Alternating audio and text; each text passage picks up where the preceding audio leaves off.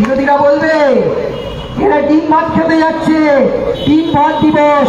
আমি সমস্ত তৃণমূল কংগ্রেস কর্মীদের বলছি, আমরা এখান থেকে খুব অল্প সময়ের জন্য যাই, কিন্তু অনেক দূর দূর থেকে, উত্তরবঙ্গ থেকে শুরু করে দক্ষিণবঙ্গে একদম শেষ প্রান্ত থেকে বিভিন্ন মানুষ আসে।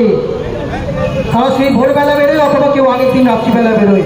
তাদের জন্য একটু খাবার দাবারের আয়োজন হয় সমস্ত নির্বাচনের আগে বা যে কোনো সময় সমস্ত দলই সেটা করে থাকে।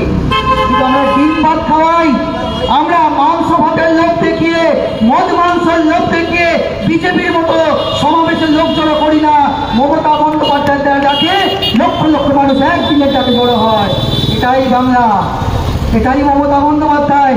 আমরা সিপিএম এর মতো জ্যান্ত কই মাছ গলায় ঢুকিয়ে দিই না, বা রক্ত মাখা ভাত তার মাকে খাওয়াই না। এটাই বাংলা মমতা বন্দ্যোপাধ্যায়ের নেতৃত্বে।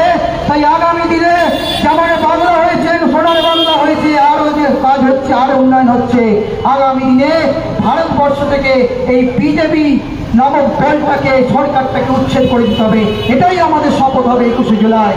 তাই 2021-এ যেমন আমরা বলেছিলাম খেলা হবে, 2026-এর আগে 2025-এ দাঁড়িয়ে বলছি আবার খেলা হবে, আর খেলবে জনগণ।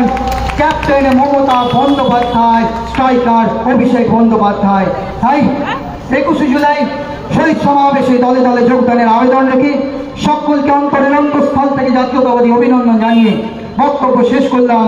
জয় হিন্দ, জয় বাংলা। মমতা ব্যানার্জি জিন্দাবাদ, অভিষেক ব্যানার্জি জিন্দাবাদ।